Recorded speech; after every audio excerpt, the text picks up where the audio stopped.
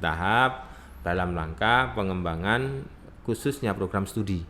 Ini kalau institut itu hanya kita dari ketentuan atau aturan undang-undang yang ada. Kalau institut itu kan hanya minimal 3 program studi. Artinya di aset kita sudah memiliki 4,2 hektar lahan yang siap dibangun. Lalu dipesan oleh yayasan bahwa kita juga memprioritaskan bagi para calon-calon mahasiswa yang tidak mampu.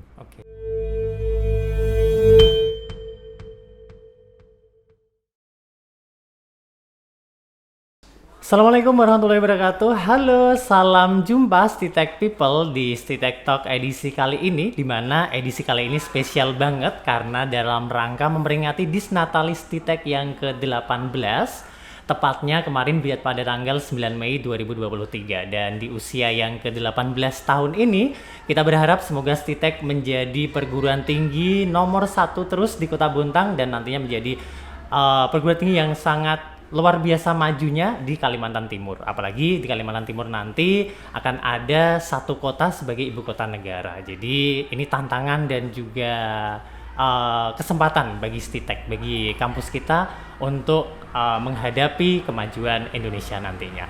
Dan di edisi yang spesial kali ini kita juga kedatangan tamu yang super spesial. Kenapa super spesial? Karena kita kedatangan tamu orang nomor satunya Stitek Bontang, yaitu Ketua Stitek Bapak Hardianto STMeng. Selamat datang Pak Hardi. Iya. Apa kabar Pak hari ini? Sehat? Alhamdulillah baik Mas. Oke, alhamdulillah selamat datang dan terima kasih sudah datang di studio kita kali ini Pak ya. Dan kita nanti saya pengen menggali lebih jauh Pak tentang Stitek, tentang mahasiswanya, tentang kampusnya, mungkin juga inovasi dan juga harapan-harapannya di usia yang ke-18 ini Pak ya. Saya ucapkan dirgahayu untuk Stitek yang ke-18 tahun Pak. Terima kasih. Oke, baik Pak Hardi, mungkin bisa cerita sedikit banyak kali ya tentang pengalaman-pengalaman selama ini bahkan sampai di usia yang ke-18 tahun ini Stitek Pak. Ya. Baik, terima kasih kepada Mas Jus sebagai pembawa acara dan juga Stitek People pada kesempatan hari ini.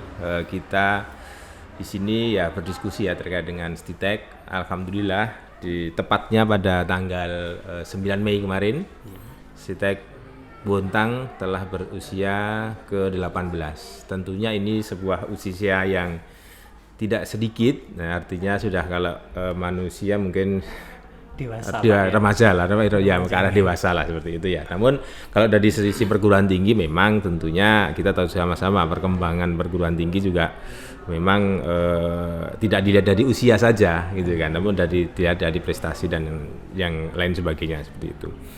Memang sampai hari ini kita Stitek Bontang masih eksis, salah satu perguruan tinggi yang ada di Kota Bontang dengan 2 program studi tentunya. Kita masih berusaha untuk menambah rencananya begitu ya. Jadi ini masih untuk program studi teknik elektro dan teknik informatika. Nah, di usianya yang ke-18 ini. Dan tentunya dengan usianya yang ke-18 ini kontribusi Stitek khususnya di wilayah Kota Bontang maupun di wilayah Kalimantan Timur pada umumnya bahwa ya kita mungkin ingin sampaikan bahwa di usia 18 ini beberapa prestasi yang sudah pernah dicapai oleh Stitek. Tentunya terkait dengan akreditasi, seperti itu, terkait dengan beberapa prestasi dosen, ikut lomba-lomba, prestasi mahasiswa, seperti itu. Itu menjadi beberapa prestasi yang pernah dicapai oleh Stitek Bontang secara umum ya. 18 tahun ini Pak. Di usia yang ke-18 tahun ini. Oke. Ya. Nah, ngomong-ngomong sampai usia yang ke-18 tahun ini Pak. Sejauh mana Pak peran Stitek sebagai perguruan tinggi mungkin terbaik di Kota Bontang ini Pak ya? Mendukung rencana pembangunan pemerintah, ikut serta dalam mungkin pengabdian ke masyarakat dan yang lain-lain gitu Pak. Ya, tentunya sesuai dengan tagline kami bahwa kita salah satu perguruan tinggi dengan tagline The Knowledgeable and Virtual Campus, ya kan? Yang mana artinya bahwa kita memiliki sebuah kampus yang memiliki pengetahuan yang luas dengan alumninya ya, berpengetahuan yang luas dan berbudi pekerti. Artinya apa? Harapannya adalah nanti dan selama ini memang kita sudah progres arah sesuai dengan tagline kami, kita menghasilkan beberapa mahasiswa yang itu tadi selain memiliki pengetahuan maka juga berbudi pekerti yang baik. Nah, terkait dengan kontribusi ke pemerintah Kota Bontang khususnya ya, tentunya karena kita ini adalah perguruan tinggi yang dalam rangka membantu pemerintah Kota Bontang mengembangkan sumber daya manusia yang ada di Kota Bontang. Ya, artinya dari masyarakat yang ada di Kota Bontang itu ada beberapa pilihan ketika memang ingin melanjutkan studi kepada jenjang berikutnya yaitu S1. Seperti itu. Itu menjadi salah satu salah satu kontribusi kami. Hal ini bisa dilihat juga dari alhamdulillah sampai hari ini mahasiswa kita itu sudah lebih dari 450 mahasiswa. 450 mahasiswa. Ya, 450 mahasiswa itu ada masyarakat Bontang dan juga masyarakat sekitar wilayah daerah Teluk Pandan, daerah Kutim ya sebagian, ada juga yang dari Kutai Kartanegara, daerah Santan dan yang lain. Jadi di wilayah sekitar Bontang itu menjadi memang beberapa menjadi mahasiswa Stek Bontang. Selain itu juga dari sisi alumni. Alhamdulillah di usianya yang ke-18 ini lebih dari 500 alumni Stek Bontang yang sudah bekerja, berkontribusi di jajaran pemerintah Kota Bontang, di beberapa perusahaan yang ada di wilayah Kota Bontang seperti itu. Jadi itu menjadi sebuah ya kontribusi Stek di usianya yang ke-18 khususnya terkait dengan pengembangan peningkatan sumber daya manusia di wilayah Kota Bontang. Oke, luar biasa Pak ya. Berarti memang fokusnya di pengembangan SDM Kota Bontang ini dan sekitarnya ya. Iya, benar sekali. Oke. Nah, kira-kira Pak nanti ke depannya setelah usia 18 tahun apa Pak rencana jangka panjangnya, kemudian rencana jangka pendek untuk kampus Stek ini sendiri Pak? Ya. Baik, terkait dengan rencana jangka pendek dan jangka panjang ya untuk Stek Bontang, bahwa kita tahu bersama bahwa memang tentunya ketika bicara tentang rencana jangka pendek itu kita selalu melakukan improvisasi terkait dengan peningkatan kualitas pelayanan kami kepada mahasiswa, peningkatan kualitas output kami ya, kualitas mahasiswa yang kami luluskan itu tentunya harus selalu kita tingkatkan sesuai dengan kompetensinya. Itu pasti kita lakukan. Sedangkan rencana jangka panjang sesuai dengan yang diarahkan ataupun ditarget sama Yayasan Pendidikan Sebrintah, bahwa memang kita bercita-cita untuk berkembang. Tentunya berkembang dalam hal ini bertahap. Nah, bertahap dalam rangka pengembangan khususnya program studi. Ini kita berharap bisa menambah jumlah program studi yang ada di Stek. Pada tahapan itu, ketika kita bisa menambah jumlah program studi, maka tentunya kita juga bisa berkembang lebih lanjut lagi, mungkin ke institut atau bahkan ke universitas. Seperti itu. Tapi tentunya itu melalui proses ya, tidak langsung bim salah bim seperti itu tidak. Tapi langsung kita harus melalui proses terkait dengan penambahan program studi. Setelah itu ubah atau alih status ke institut ataupun ke universitas. Itu menjadi target jangka panjang kami seperti itu. Kira-kira tahun berapa ya Pak ya bisa menjadi institut gitu ya? Iya, baik. Kalau institut itu hanya kita dari ketentuan atau aturan undang-undang yang ada. Kalau institut itu kan hanya minimal 3 program studi. Artinya sebenarnya ketika kita menambah 1 program studi itu sebenarnya sudah otomatis bisa kita beralih jenjang ke institut. Seperti itu. Nah, sedangkan untuk target sesuai dengan yang disampaikan oleh yayasan bahwa paling tidak di tahun 2025 lah paling lambat kita sudah mengarah ke sana lah, seperti itu. 2025 berarti 2 tahun lagi. 2 tahun lagi itu diharapkan seperti paling lambat ya itu ya. Artinya bisa lebih cepat lagi. Terus selain itu juga program jangka panjang tadi ya saya menambahkan ya terkait dengan kampus. Artinya ketika kita bicara tentang kampus ya kita alhamdulillah saat ini dari sisi aset kita sudah memiliki 4,2 hektar lahan yang siap dibangun kampus terpadu STITEK ke depan. Luar biasa. Artinya itu menjadi syarat juga untuk alih jenjang atau alih status tadi dari sekolah tinggi ke institut ataupun ke universitas. tadi. Ya, seperti itu. Berarti memang sudah dipersiapkan. Ya, banyak sudah dari langkah-langkahnya. A sampai Z, Ya, betul. Betul sekali. Oke. Nah, ngomong-ngomong ini tadi Pak, kan termasuk jangka panjang dan jangka pendek. Boleh dong Pak mungkin cerita sejarahnya dari STITEK lahir barangkali sampai ke 18 tahun. Itu prosesinya mungkin dari berapa prodi atau bagaimana, seperti apa gitu Pak? Ya baik, terima kasih Mas Yu. Jadi kalau kita bercerita tentang STITEK ini memang panjang ya, ya. Dinamis lah saya katakan, sangat dinamis. Kita tahu sama-sama bahwa STITEK Bontang ini merupakan salah satu perguruan tinggi yang ada di Kota Bontang yang didirikan oleh pemerintah Kota Bontang pada tahun awalnya itu sekitar 2004 dan izin keluar itu sekitar 9 Mei 2005. Makanya di tanggal 9 Mei 2000 di 9 Mei itu menjadi hari Disnatalis atau ulang tahunnya STITEK seperti itu. Nah, itu sejarahnya seperti itu. Terkait dengan dinamikanya dulu memang ketika kita mengelola STITEK ini tentunya dengan 2 program studi dengan support penuh pemerintah Kota Bontang pada saat itu memang tidak terlalu sulit. Karena semua gitu, didukung langsung oleh pemerintah semua itu menggunakan APBD dan yang lainnya semua disupport penuh. Namun karena pada tahun 2012 itu ada aturan undang-undang terkait dengan dana hibah yang tidak boleh berulang kepada satu yayasan tertentu, maka dari situ dihentikanlah dana bantuan tersebut. Di stop saat itu. Di stop sama sekali, sudah tidak mendapatkan. Dan juga tentunya itu ada kaitannya dengan kebijakan pemerintah daerah juga.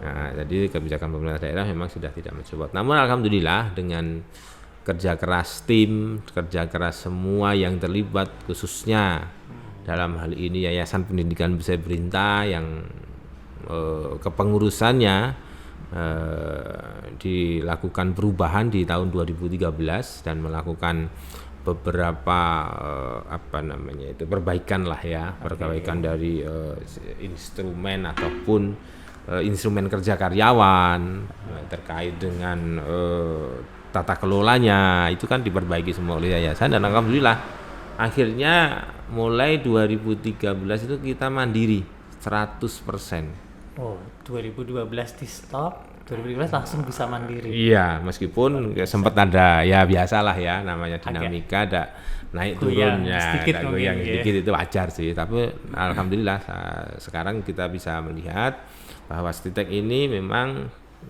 dari tata kelolanya memang secara mandiri penuh. Jadi apa yang dibayarkan atau sumbangan yang dibayarkan oleh mahasiswa kita kelola untuk 3 hal yang utama. Apa itu? 1 untuk peningkatan pelayanan kepada mahasiswa, pelayanan pendidikan, pelayanan terkait dengan kegiatan praktikum, kegiatan aktivitas himpunan, seperti itu. Terus yang kedua kita kelola untuk peningkatan sumber daya manusia. Ya, peningkatan sumber daya manusia dalam hal ini tentunya kita tahu bersama bahwa untuk dosen, ya dosen itu kualifikasi pendidikannya paling rendah S2. Paling rendah. Iya, itu paling rendah. Itu sesuai aturan seperti itu. Nah, maka alhamdulillah dosen STITEK semua sudah berpendidikan S2 dan kita juga di 2 tahun terakhir ini sudah programkan tugas belajar bagi dosen-dosen dari S2 ke S3. Berarti program doktoral. Program doktoral. Untuk program doktoral alhamdulillah sudah berjalan 2 tahun ini, ada yang di Undip dan juga di Universitas Mula Warman. Seperti itu. Itu dari penggunaan dana tersebut. Terus yang ketiga, yang terakhir itu adalah kita gunakan untuk peningkatan sarana prasarana. Oke. Nah, makanya ketika dulu kita tidak punya aset. Nah, alhamdulillah dengan tata kelola keuangan yang baik, tata kelola perguruan tinggi yang baik, maka kita sekarang sudah memiliki lahan yang saya sampaikan tadi, 4,2 hektar. Dan itu cita-citanya nanti dibuat untuk kampus terpadu. Oke. Ya, Jadi itu luar biasa, Pak. luar biasa ini terus terang ya perjalanannya itu sudah ya dinamis lah. Dinamikanya memang naik turun itu menurut saya wajar saja seperti itu. Dan dengan jumlah karyawan yang ada sekarang, dosen yang ada di Stitek, tenaga tendik, fasilitas dan juga mahasiswa itu menurut saya sudah cukup bagus lah ya. Bagus, luar biasa Pak ya. Karena dari support pemerintah terus dicabut bisa bertahan dan malah berkembang gitu. Iya, ya, alhamdulillah. Luar biasa sekali. Nah, dari selama itu Pak, 18 tahun itu tadi apa Pak yang paling mungkin berkesan, mungkin masa-masa paling berat sepertinya di 18 tahun itu apa Pak kira-kira? Ya tentunya masa paling berat ketika kita yang biasanya disupport pemerintah penuh dihentikan, itu masa paling berat. Dihentikan karena kita harus mandiri tadi, karena harus banyak hal yang harus disesuaikan, mulai dari sisi SPP mahasiswa, gaji dosen, gaji karyawan, itu harus disesuaikan semua, gitu loh. Nah tentunya itu menjadi sebuah tantangan tersendiri. Kita harus bisa tentunya ada gejolak di situ. Nah, kita harus bisa meredam dari sisi mahasiswa. Saya sampaikan dengan yayasan bahwa sekarang kondisinya sudah seperti ini, kita harus mandiri. Maka kita juga harus ada peningkatan pembayaran SPP. Dari sisi karyawan yang dulu formulasi gajinya seperti ini harus kita sesuaikan lagi. Nah, itu luar biasa itu dinamikanya. Itu sudah luar biasa. Namun ya alhamdulillah, meskipun pada saat itu seperti itu, dalam perjalanannya sekarang ya alhamdulillah semua bisa berjalan dengan baik. Kesejahteraan dosen, kesejahteraan karyawan sudah kembali seperti sedia kala. Peningkatan pelayanan kepada mahasiswa khususnya terkait dengan akademisnya juga sudah kami penuhi sesuai standar pendidikan seperti itu. Nah itu masa-masa yang paling sulit. Masa paling berat ya. Masa paling berat. Jadi intinya selama 18 tahun ini sudah mengalami gejolak-gejolak yang hebat. Iya, badai lah. Badai besar. Artinya sudah siap untuk tantangan-tantangan berikutnya ya Pak ya. Ya, oke, baik seperti itu. Nah ngomongin tentang tantangan ini Pak. Ya. Di era sekarang ini udah eranya kan kalau kita bilang ada generasi yang namanya milenial, generasi Z, kemudian era digital. Yeah. Nah, kira-kira bagaimana ini Pak? Kedepannya Stitek supaya tetap bisa berkompetisi dengan mungkin universitas lain, universitas negeri, universitas swasta dan lain sebagainya, Pak. Ya, tentunya dengan kondisi dan situasi yang saat ini memang dunianya sudah dunia digital lah. Kita juga tidak boleh menutup mata dengan itu. Kita harus bisa menyesuaikan dengan perkembangan tersebut. Ya alhamdulillah karena kita 2 program studi yang ada, teknik elektro dan teknik informatika ini kan 2 program studi yang menurut saya tidak akan lekam di makan zaman pada konteks teknologi, perkembangan teknologi. Ya, pada konteks perkembangan teknologi pasti dunia IT ini sangat luar biasa. Nah, pada konteks terkait dengan penyesuaian ataupun perkembangan yang ada di Stitek ya khususnya, itu adalah bahwa tentunya kita juga harus menyesuaikan diri dalam layanan kita kepada mahasiswa. Kita ingat sekali kemarin waktu kita masa pandemi. Betul. Ya kan 2 tahun yang lalu masa pandemi itu merupakan sebuah masa yang mana memang luar biasa kita dituntut untuk beradaptasi secara cepat dan itu mendorong kami juga untuk memberikan pelayanan kepada mahasiswa dari sisi IT karena perkuliahan harus tetap jalan. Betul sekali. Tidak boleh berhenti meskipun dengan segala keterbatasan yang ada. Maka dari sisi pelayanan akademis, proses pembelajaran tetap jalan dengan cara apa? Ya kita kuliah melalui Zoom, kita melalui Google Meet, fasilitas kita pakai e-learning juga.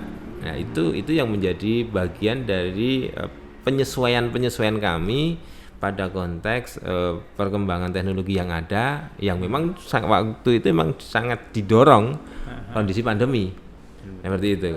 Nah, jadi itu dari sisi kemajuan. Dari sisi fasilitas, ya dari sisi fasilitas tentunya kita lihat penerimaan mahasiswa. Kita sekarang penerimaan mahasiswa itu sudah tidak harus datang ke kampus, semua sudah online. Seperti itu. Nah, gitu ya, itu dari sisi penerimaan mahasiswa. Terus dari sisi fasilitas laboratorium. Nah, laboratorium khususnya di komputer ya, itu kita selalu update terkait dengan teknologi yang ada, teknologi yang dipakai sekarang, itu kita selalu update dengan kondisi yang ada. Itu menjadi bagian dari supporting kampus ya kepada perubahan di era digital ini. Seperti itu. Artinya memang siap Pak ya. Ya, insya Allah pokoknya ada ya. Harus siap pokoknya, harus siap. Katakan begitu. Baik. Dan ngomongin tentang perubahan juga ini Pak ya. Kan ibu kota Indonesia juga bakalan berubah, yang nantinya digeser ke Kalimantan Timur, dekat dengan kita ini Pak ya. Ya, kira-kira ada nggak sih Pak nanti dampak, apakah menjadi kesempatan bagi STITEK ataukah mungkin tantangan atau mungkin hambatan ketika ibu kota yang tadinya di Jakarta dipindah ke Kalimantan Timur Pak? Ya, ibu kota negara khususnya terkait dengan IKN ya. IKN yang insya Allah ke depan sesuai dengan undang-undang yang sudah ada bahwa akan berpindah ke Kalimantan Timur, khususnya di wilayah Penajam, Pasir Utara, seperti itu. Nah, sebenarnya itu bisa dilihat dari dua sisi. Itu merupakan ancaman, tapi di sisi lain juga merupakan sebuah peluang. Nah, tinggal bagaimana cara kita untuk menangkap itu. Nah, seperti itu ya. Karena tentunya ketika nanti ada IKN di sana pasti akan berbondong-bondong. Ya semuanya kan? pada pindah. Semuanya akan pada pindah di ibu kota ya. baru. Dari sisi pegawai, seperti itu. Nah, akhirnya dampaknya ya memang akan merubah kondisi Kalimantan Timur khususnya terkait dengan perkembangannya. Nah, bagaimana persiapan kami terkait dengan IKN? Nah, kita tentunya harus menyiapkan lulusan kita. Ya, para mahasiswa ini juga harus kita gembleng, mereka juga harus kita berikan pembelajaran yang optimal terkait dengan persiapan ibu kota baru. Karena apa? Nah, kompetensi mereka juga harus bagus. Selain itu juga soft skill mereka juga harus bagus. Nah, itu memang sudah menjadi bagian dari program pembelajaran kami dan juga skill mereka. Nah, makanya alhamdulillah di kampus ini kan terkait dengan perkuliahan ada beberapa mata kuliah kan yang memang di situ ada terkait dengan praktikum, kegiatan proyek, ya kan? Itu menjadi bagian dari cara mengasah kemampuan mahasiswa. Tak lupa juga kita juga melibatkan mahasiswa pada kegiatan-kegiatan dosen, khususnya kegiatan pengabdian kepada masyarakat. Yang selama ini kalau di tempat kami biasa kita sebut dengan social skill. Jadi dosen bekerja sama dengan mahasiswa melakukan sebuah kegiatan pengabdian kepada masyarakat, sementara ini di wilayah Bontang maupun di luar kota Bontang yang ada di sekitar. Kita melakukan beberapa kegiatan. Itu merupakan salah satu bentuk upaya kami untuk menyiapkan para mahasiswa untuk siap nantinya terjun di dunia kerja, menyambut IKN yang ada, yang sudah di depan mata ini, karena sudah progres ya seperti itu ya. Pembangunannya sudah cepat itu nanti. Sesuai dengan target pemerintah kan 2024 sudah harus mulai kan. Tahun depan. Makanya itu ya kita dari sisi STITEK juga harus menyiapkan sumber daya kita. Makanya mahasiswa itu juga harus bisa menyambut itu, karena itu menjadi sebuah kesempatan tadi, meskipun di sisi lain ancaman karena nanti akan banyak orang datang itu berbondong-bondong kan, saingan lebih banyak. Namun itu di sisi lain kesempatan. kesempatan kerja yang akan lebih luas dibandingkan saat ini ya, seperti itu. Oke, Itu mungkin artinya terkait dengan persiapan kami. persiapan ya. Walaupun ada ancaman saingan semakin banyak, tapi dari sisi kampus sudah menyiapkan Pak ya. Nanti mahasiswa dibekali dengan skill-skill, kompetensi, ketika lulus sudah siap bersaing untuk IKN itu. Iya, insya Allah siap. Luar biasa berarti. Iya. Nah, oke Pak. Kemudian kalau kita ngomongin tentang perguruan tinggi Pak ya, itu kan ada tridharma perguruan tinggi, yaitu pengajaran, pengabdian masyarakat, dan juga penelitian. Iya, Nah, yang ketiga ini Pak, yang menarik untuk kita bahas. Iya, Kira-kira sejauh mana ini Pak penelitian-penelitian yang sudah dilakukan akademisi STITEK yang mungkin sudah bisa membantu masyarakat, berkontribusi ke pemerintah, ke Kota Bontang, dan perusahaan-perusahaan barangkali Pak? Ya baik, terkait dengan penelitian ini memang sebuah pertanyaan yang menarik ya, karena bicara tentang tridharma tadi, untuk pembelajaran, pengajaran itu sudah rutinitas wajib kalau itu ya. Nah, khusus terkait dengan pengabdian tadi juga kita sudah sebutkan ada program sosial skill yang memang kita programkan kerjasama dengan mahasiswa lah. Terkait dengan penelitian, ya alhamdulillah bahwa di STITEK ini kita menerapkan kewajiban bagi setiap dosen untuk melakukan penelitian minimal 1 penelitian dalam 1 tahun. 1 penelitian dalam 1 itu minimal ya, itu wajib itu. Wajib. Nah, karena itu. Namun selain wajib untuk melakukan penelitian, tapi dari sisi STITEK maupun yayasan juga support dari sisi pembiayaan. Jadi tidak hanya menyuruh aja gitu ya, tidak hanya menugaskan saja. Namun kita juga memfasilitasi melalui LPPM, yaitu terkait dengan sisi pembiayaannya. Tentunya sifatnya kompetisi, ya kan? Nah, kita harus saling berkompetisi di internal. Misalkan contoh kita ada sekitar 18 dosen seperti itu, lah kuota yang kita berikan sekitar 12. Jadi dari sisi itu maka akan muncul kompetisi untuk mendapatkan hibah penelitian dari STITEK Bontang. Biasa disebut dengan DIPA penelitian internal. Penelitian internal ya di STITEK gitu. Itu dibiayai oleh internal kampus, disupport oleh yayasan. Terus yang berikutnya adalah penelitian dosen yang kebetulan ada beberapa dosen kami juga ikut melakukan penelitian yang sifatnya targetnya itu adalah untuk mengikuti lomba. Nah, mungkin lomba terkait dengan inovasi dan yang lain, penelitian-penelitian yang dilakukan. Seperti itu. Terus yang tidak kalah menariknya adalah penelitian dosen yang dilakukan yang bekerja sama atau memberikan kontribusi kepada dunia industri.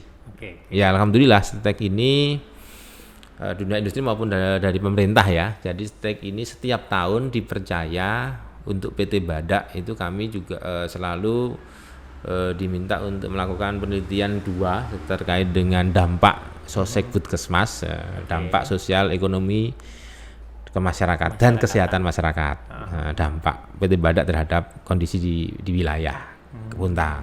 Yang kedua dari PT Badak juga, di dalam PT Badak itu kan ada PLTS. Nah itu juga sama, kita analisis terkait, kita teliti terkait dengan dampaknya, dampak kepada lingkungan itu seperti apa. Nah, itu dari PT Badak itu setiap tahun secara rutin. Yang kedua dari sisi pemerintah, ya alhamdulillah juga kita selalu dilibatkan untuk melakukan penelitian terkait dengan survei kepuasan masyarakat terhadap beberapa pelayanan pemerintah, khususnya di 52 OPD. 52 OPD yang bekerja sama juga dengan LAN Samarinda. Jadi kami tenaga survei gitu ya, setelah itu kita berdiskusi, data dikumpulkan, diolah oleh LAN Samarinda. Itu setiap periode, setiap tahun itu selalu ada ya, alhamdulillah itu berjalan. Itu yang rutin ya. Sedangkan penelitian yang lain ada beberapa dosen kita juga dilibatkan dalam penelitian dengan pupuk Kalimantan Timur terkait dengan waktu itu kan kita tahu bahwa Bontang ini rentan terhadap banjir ya. Oh ya, betul sekali. Nah, dulu kita ada penelitian terkait dengan early warning system banjir ya. Jadi yang kerjasama dengan Pupuk Kalimantan Timur disupport teknisinya dari mereka, kita support dengan terkait dengan proses penelitiannya itu juga pernah kita lakukan seperti itu. Jadi kolaboratif alhamdulillah kita tidak hanya mandiri ya, namun kita memang harus berkolaborasi dengan perusahaan pemerintah seperti itu, stakeholder lah ya seperti itu. Ya. Berarti sudah ada kolaborasi lama dengan perusahaan dengan pemerintah. Nah kira-kira kedepannya bagaimana Pak? Akan ditingkatkan sejauh mana lagi? Ya gini, kedepannya harapan saya sebenarnya adalah kita ini mentarget terkait dengan penelitian yang sifatnya itu kerjasama dengan perguruan tinggi. Gitu. Kita kan punya MOU dengan beberapa perguruan tinggi yang ada di Kalimantan ya. Baik. Yang mana memang sebenarnya kita bisa juga mendapatkan hibah penelitian dari Kementerian Ristekdikti apabila kita bekerja sama dengan perguruan tinggi lain. Jadi naik grade gitu loh. Yang selama ini oke lah kita memang ada beberapa penelitian juga yang dibiayai oleh kementerian. Tapi pada tahapan masih dosen pemula. Baik. Nah, namanya hibah dosen pemula. Nah, harapannya itu bisa ditingkatkan untuk melakukan penelitian yang bekerja sama dengan perguruan tinggi yang lain, tentunya yang grade-nya di atas kita. Nah, sehingga kita bisa mendapatkan hibah yang hibahnya juga cukup besar itu.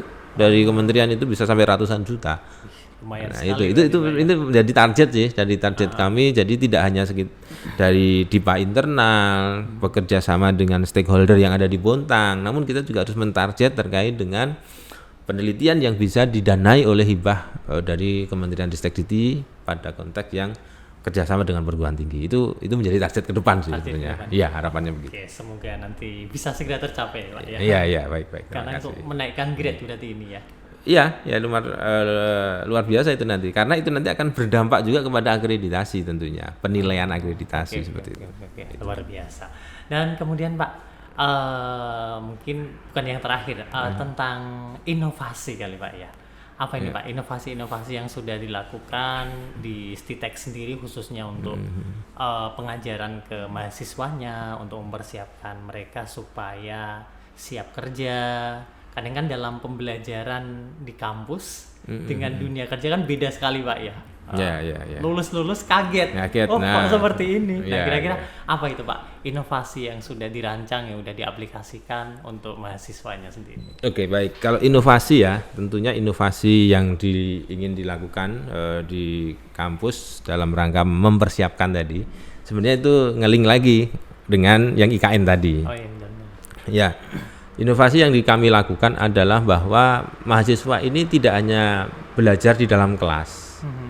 Jadi kami melakukan beberapa terkait dengan praktikum pasti ya seperti itu ya. Kalau itu menjadi bagian dari proses. Kita juga melakukan kunjungan ke perusahaan sehingga mereka juga mempunyai wawasan bahwa di dalam dunia industri, di dunia nyata, dunia kerja itu seperti ini. Situasi kondisi bekerja seperti itu. Selain itu kami juga ada pemagangan. Program pemagangan yang mungkin salah satunya ya dengan PT Badak juga ya kita ada, dengan PKT juga ada. Mahasiswa itu kita harapkan untuk bisa magang, kerja praktek seperti itu menjadi bagian dari inovasi seperti itu. Nah terus inovasi yang lain juga terkait dengan ini sebenarnya inovasi yang tentunya sesuai dengan target pemerintah terkait dengan kampus merdeka. Itu juga bagian dari inovasi kami juga. Artinya apa? Kita mendorong mahasiswa untuk bisa ikut. Karena di dalam program kampus merdeka itu kan jelas bahwa paling tidak akan diakui setiap semester itu 20 SKS. Selama 2 semester berarti kan 40 SKS ya. Mereka bisa bekerja, mereka bisa belajar di dalam perusahaan atau industri. Bahkan kampus merdeka kan juga ada program terkait dengan kampus mengajar. Oh iya, betul. Ya kan, kampus mengajar. Nah, itu mahasiswa kami sudah ada yang mengikuti itu. Mengajar. Iya, yang mengajar selama hampir waktu 6 bulan lah. Setelah itu diakui dari SKS-nya seperti itu. Jadi beberapa inovasi yang kita lakukan untuk meningkatkan lebih kepada skill mahasiswa ya untuk siap di dunia kerja itu harus seperti itu. Seperti itu. Ya. Artinya tepat sekali Pak ya bagi mahasiswa yang sudah kuliah di sini, sudah dipersiapkan semuanya, ibaratnya sudah ini rancangannya, silahkan dipakai, lulus sudah siap kerja gitu. Insya Allah seperti itu. Itu memang targetnya seperti itu ya. Tapi tentunya itu memang harus melalui beberapa progres ya kan. Tidak bisa langsung semua 100% kan. Ada target-targetnya yang harus kita lakukan seperti itu. Oke, baik Pak. Mungkin pertanyaan terakhir Pak terkait barangkali kalau ada siswa yang masih SMK, SMA, mungkin pengen masuk ke STITEK. Karena dari penjelasan tadi kan menarik sekali. Wah, kalau kuliah STITEK sepertinya kok siap kerja ini. Barangkali nanti ada yang berminat pengen masuk. Kira-kira bagaimana Pak jalur-jalurnya kalau mau masuk ke kampus kita ini? Ya, baik. Untuk STITEK ini saya ingin menggarisbawahi bahwa STITEK ini merupakan perguruan tinggi yang dibentuk oleh pemerintah Kota Bontang. Baik. Sesuai dengan terkait dengan rencana pembangunan STITEK ini memang untuk masyarakat Bontang. Untuk masyarakat Bontang. Oleh karena itu kami juga mengajak kepada calon-calon mahasiswa, para siswa yang sudah lulus untuk bisa bergabung dengan STITEK. Ada beberapa jalur ya, jalur penerimaan mahasiswa baru yang ada di STITEK ini. Ada jalur reguler, ya kan, jalur reguler, terus ada juga jalur eksekutif. Eksekutif itu memang bagi mahasiswa yang syaratnya memang harus sudah bekerja seperti itu. Tentunya ada beberapa pelayanan khusus terkait dengan jalur eksekutif seperti itu. Setelah itu juga ada jalur merdeka. Nah, jalur merdeka ini apa? Targetnya adalah kita berikan kesempatan kepada para mahasiswa untuk berkompetisi mendapatkan beasiswa. Karena apa? Kita kan tahu bahwa pemerintah mengulirkan beasiswa KIP. Nah, itu maka nanti dari tim di internal akan melakukan seleksi bagi para mahasiswa yang mendaftar di jalur merdeka. Itu nanti kalau tidak lolos di KIP maka bisa mengambil ataupun mendapatkan beasiswa di jalur yang lain. Karena di internal juga ada. Jangan salah, di STITEK Bontang ini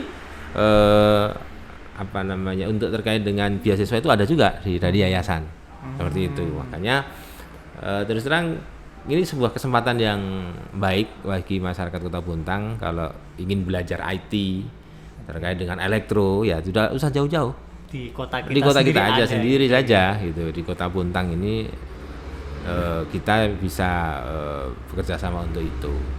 Terus terkait dengan fasilitas yang ada, proses seleksinya seperti apa, tentunya nanti silahkanlah melihat webnya STITEK di PMB seperti apa, juga ada call centernya kan.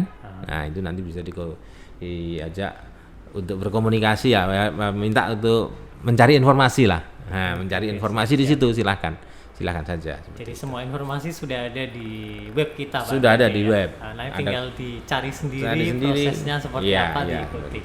Oke. Dan satu lagi Mas, saya sampaikan ini yang selalu dipesan oleh yayasan, bahwa kita juga memprioritaskan bagi para calon-calon mahasiswa yang tidak mampu. Calon-calon mahasiswa yang anak yatim, piatu itu menjadi prioritas kami juga untuk kami bantu dengan skema yang sudah kita siapkan. Ada beasiswa khusus berarti? Iya, ada beasiswa khusus. Oleh karena itu jangan khawatir, jangan berkecil hati bagi masyarakat Kota Bontang yang sementara pada kondisi ekonomi yang kurang mampu, maka kenapa saya katakan sementara? Karena saat ini, belum tentu besok kan gitu ya. Nah, insya Allah ke depan optimis bisa lebih baik. Maka kami akan bantu, kami akan support karena kampus ini memang didirikan oleh pemerintah Kota Bontang untuk masyarakat Bontang. Silahkan bergabung. Tentunya nanti kita akan bisa berdiskusi banyak, mungkin datang saja ke STITEK, melihat fasilitas yang ada, melihat kondisi kampus, melihat interaksi kami seperti apa. Ya mungkin itu aja.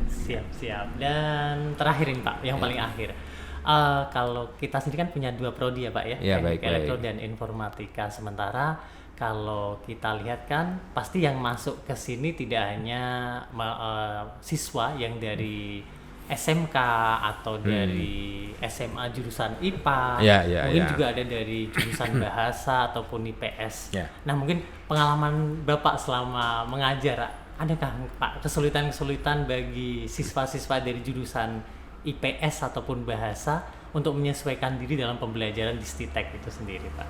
Ya, baik. Tentunya memang dua prodi kami ini memiliki keunikan.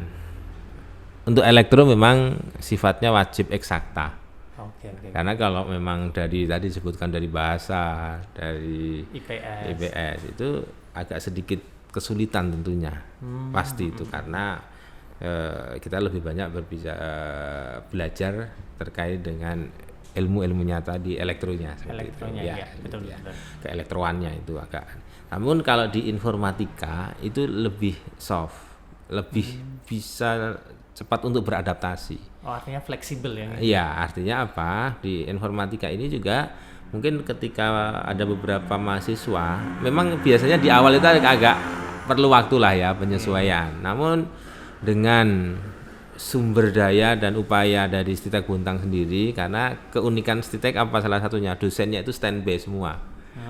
Dosen itu jam kerjanya 8 jam per hari, jadi tidak ada dosen yang jalan-jalan kemana-mana, nggak ada. Artinya beliau akan support penuh terkait dengan pembelajaran di mata kuliah tertentu.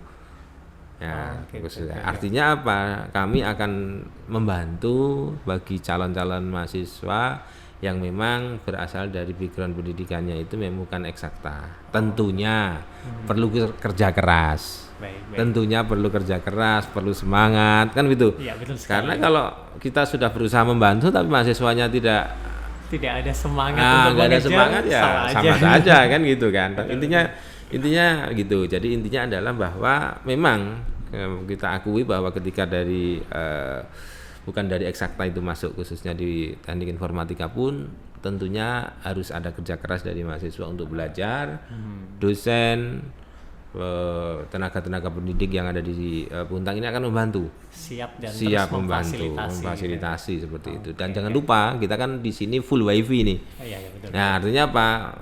Support terkait dengan mahasiswa yang ingin belajar. Untuk mencari info-info semuanya bisa dilakukan terus. Betul. Oke. Baik Pak Hardi, terima kasih sekali atas penjelasannya. Jadi mungkin STITEK People ini sudah paham gitu ya, wah ternyata di STITEK luar biasa, kalau pengen masuk boleh nih, lulus siap kerja juga. Iya, alhamdulillah. Luar biasa. Jadi terima kasih banyak Pak Hardi atas kedatangannya baik. kali ini. Mungkin lain waktu kita akan mengundang Pak Hardi lagi untuk berdiskusi tentang tema yang lain lagi. Oke, baik. Terima kasih Mas Yu. Sama-sama. Baik, STITEK People tadi obrolan kita dengan Ketua STITEK Bontang Bapak Hardianto STM tentang sekelumit sejarah STITEK dan lain sebagainya. Dan bagi STITEK People yang mungkin ingin bergabung dengan kita, mungkin yang sekarang kelas 3 SMA atau SMK udah lulus ya dan bingung mau melanjutkan ke perguruan tinggi mana, bisa untuk bergabung bersama kita. Dan jangan lupa untuk pendaftarannya mudah sekali, bisa online, silakan diakses di www.pmb.stitek.ac.id dan di sana bisa dicari info-info tentang bagaimana cara mendaftar, syarat-syaratnya dan lain sebagainya, bisa diakses di website tersebut. Oke, baik, saya Zu, terima kasih atas perhatiannya. Salam jumpa di STITEK Talk berikutnya.